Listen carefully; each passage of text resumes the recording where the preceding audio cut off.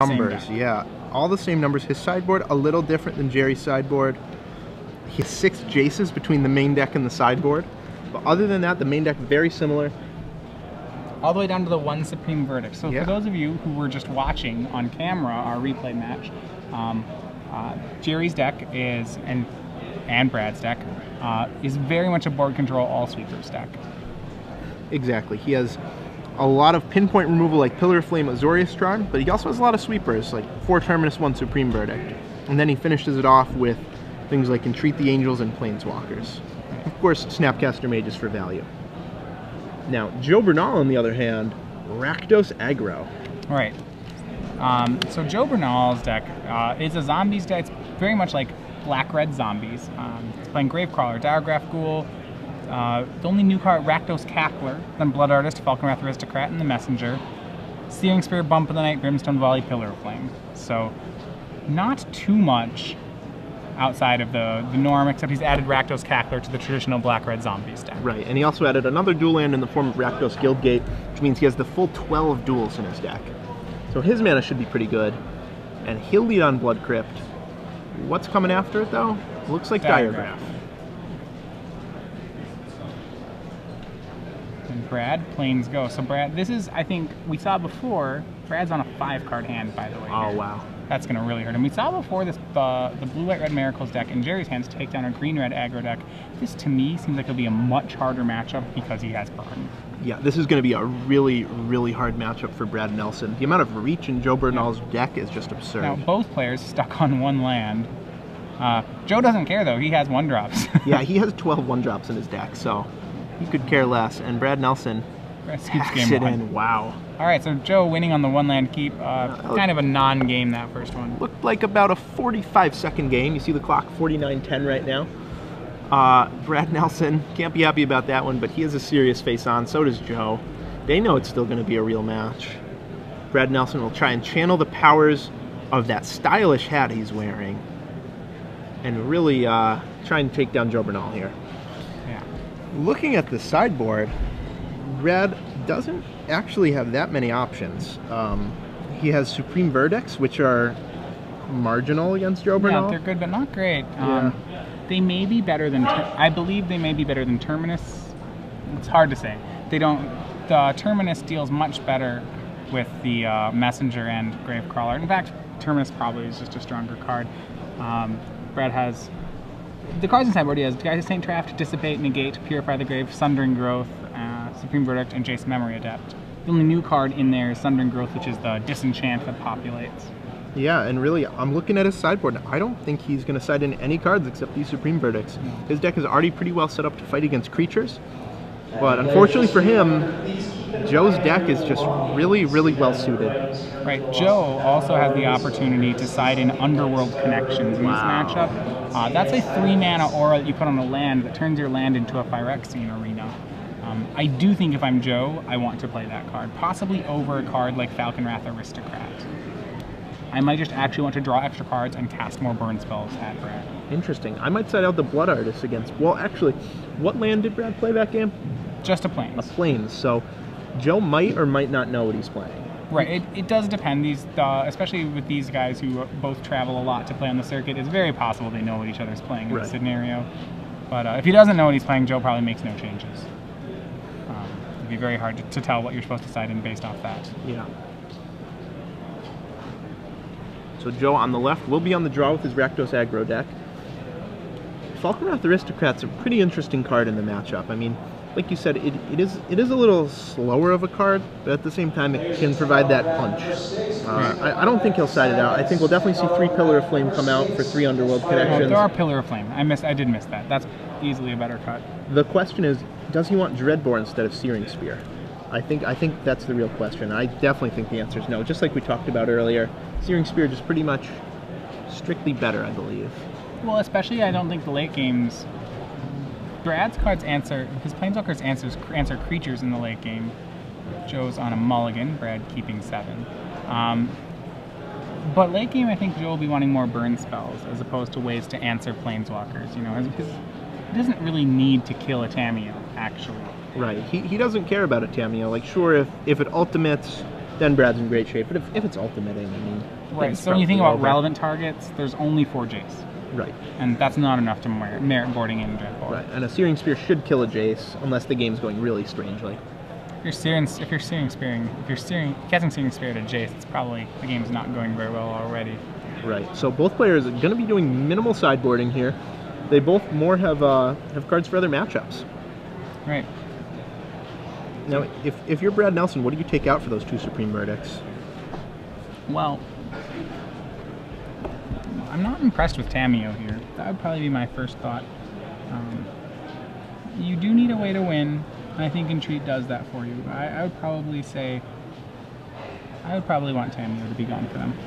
Yeah, he's only playing 2 and the full 4 Jace Architect of Thought, so it'll be interesting. He definitely has to decide out some number of Planeswalkers. Mm-hmm. It'll be interesting to see which ones he sides out.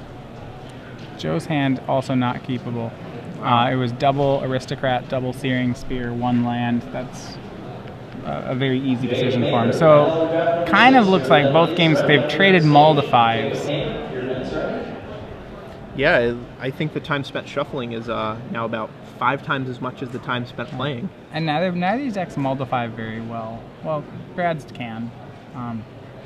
Joe's deck's really hurt. It's a Philosophy of Fire deck, and right. Mulliganing really does hurt it. Right. When you draw your opener, it has 2 bump in the Knight's 3 lands. You you want to go to 4, but you can't even do it because that's just going to compound it. How about Syncopate from Brad? Do you think that'll be a role player? Do you think it'll be in the deck? Well, you mean like, I don't think he'll side it out if that's what you're asking. It gives him early game. It's one of his few cards that gives him early game. Right. So I think it's pretty important. I think Brad will be really happy to see them in his opener. Yeah, I think even on the draw, he'll definitely want those 2 cards. Yeah, Brad's deck, he'll have a great game against any control deck out there because he'll be able to side in 4 counterspells, 3 Geists, 2 Jace Memory Adept. So I think Brad really built his deck with the with the top brackets in mind. I think he said, I want to be able to beat the top pros in the room because there will be a lot of them. He knew that, and he built his deck that way. So I think he's sort of taking a gamble here. Wants to get through the first few rounds. Joe's hands a keep. It's Triple Swamp. It does not have. It's Triple Swamp. Has a Blood Artist in it, and it's a Gravecrawler. Underworld Connections, I believe that is. Well, that would be very good for him. So Brad, Steam Vent's going to play tap or untapped. Faith, he's going to shock himself to pillar the Gravecrawler. Joe's probably okay with that. I don't think it's really going to get much better than that for Gravecrawler 2 damage. No, probably not. So Brad drops to 18. Brad, 3rd card. Turn 2 Blood Artist from Joe Bernal. Brad's 3rd card is Glacial Fortress. Joe needs to make sure he doesn't play into Syncopate here. At the same time, though, his draw might be so bad that he might just have to slam this card. Underworld Connections, if it resolves, is very strong. Yeah, here it He's comes. He's going to cast it on the swamp. Wow. So resolve. This is pretty big here if it does. Well, Brad could have Detention Sphere as well. Ooh, that's true. That does deal with that. So but Joe, until that goes away, Brad's actually in a kind of... He needs to answer that. All right, Jace. Jace is going to come down and mini Factor Fiction with 3 lands, 2 Shock lands and a Sulphur Falls. Joe split them into 1 and 2, and Brad will take the pair. Yep. Didn't really matter what he did there. All right. Well, as long as Brad's digging for a way to try to answer Underworld Connections. Blood Crypt in play untapped for Joe Bernal. Wow. Falcon Wrath Aristocrat attacks Jace. It's a perfect draw. And wow, Blood Artist did not come in. I think Joe Bernal thought that. No, Jace went down. Jace is, no, but Blood Artist is always a 0/1. Oh, okay. I'm confusing that with a different card. Okay. Sure. Sure. So he does have that machine gun. It did mean Joe missed an Underworld Connections turn. Doesn't look like Brad still has a way. Does he have the Detention Sphere? Yes, he's going to cast Detention Sphere. The question is he going to target Underworld Connections or the Aristocrat? He's going to target the Connections, and that's certainly correct.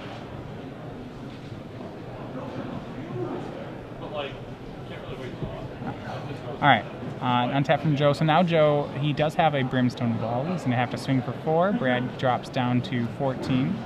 And Gravecrawler. Gravecrawler gives Joe a really good... If Joe can draw another zombie, this is very terrifying. Oh yeah, that means that aristocrat is just going to balloon out of proportion. He's going to sack to make his aristocrat indestructible to deal 1 to Brad. It looks like his last card is a zombie. Otherwise, this play does not particularly make sense. No. So Brad Nelson looks to be dropping to 12 here, 1 for the Blood Artist. And Joe has messed up. He thought that the artist was a zombie. It's not. Wow. That play is pretty bad. He says, I was wondering about that. All right, Instead, but whatever. Okay, instead I'll Brimstone Ball your face while I have the opportunity. Brad drops to 9. Slightly embarrassing for Joe. If he can draw another zombie, it should be fine. A miracle terminus for Brad. Well, that it ends up not having an effect then. Doesn't matter. Joe can only get 1 damage off this, no matter how he stacks it. So Brad will be dropping to, should be 7 then. So he'll sack the Blood Artist to the Aristocrat. 7 life. Aristocrat on the bottom. Bernal's going to need it. Want another Underworld Connections or another Aristocrat would both be very good draws for him. He's going to need them soon. Brad's flashing back a thing twice. Yeah, and Brad can't really be comfortable with this 7 life, but at the same time, versus an empty-handed opponent. Yeah, he's going to have to just find something to do. Joe, a bump in the night is a pretty scary draw from Joe. Yeah. And there it is. All right, bump. All right, Brad drops to 4. Bzz. 4 life. And now any land means Brad's on 1, and he has so many cards that deal 1 damage in his deck. Brad has Terminus, Pillar of Flame. Does that Entreat the Angels? Not sure. I think I saw... It can't be. He would have made it. Yeah, I saw a blue spell in there. Diagraph Ghoul into play tapped from Joe.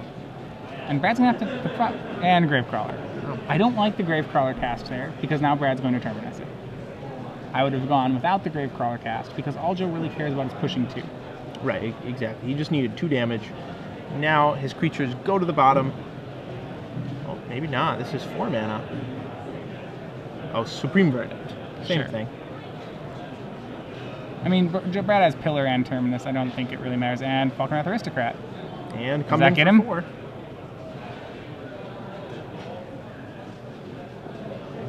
What did he do there? We might have the life total wrong. I think Brad's at 1. I think... Judge might be pointing out that Brad's dead here. They're going to verify life totals. I think we may be off by 1, so we'll see what's happening there. Both players seem to think Brad's not dead. Oh, okay. And Brad gets the news from the judge that he is dead. Wow. All right, so Joe Bernal. The Mull to 5, Joe Bernal. Mull to 5. I think this is a really rough matchup for Brad's deck. Yeah, I think if they played 100 games, Brad would probably win about 20 of them. I think it's that bad. Sounds about right. You usually don't find matchups that bad, but I think this is one of them. Well, the biggest problem is, as we saw there, Joe's ability to just out-top deck Brad. Brad had him exactly where we wanted him. 7 life's obviously not 100, not 20 life, but I don't know how much life Brad would expect to be at the stabilizing moment. 7 seems like a pretty reasonable expectation, and the fact that he lost from there is pretty, Yeah, Brad thought he was at 5 life, is what we're getting reported. But the problem is that Brad can't stabilize. He's going to lose eventually because he can't deal with Joe's haste creatures or burn spells. So Brad's hope is, what he was drawing there toward wasn't Entreat the Angels. Right, that's really all he could draw. I mean, Jace Architect of thought, sure, he can fool around with the top. Well, Jace will find an Entreat. Yeah, it'll find an Entreat eventually. Yeah, but that's what it does, and that's not that great. So exactly. So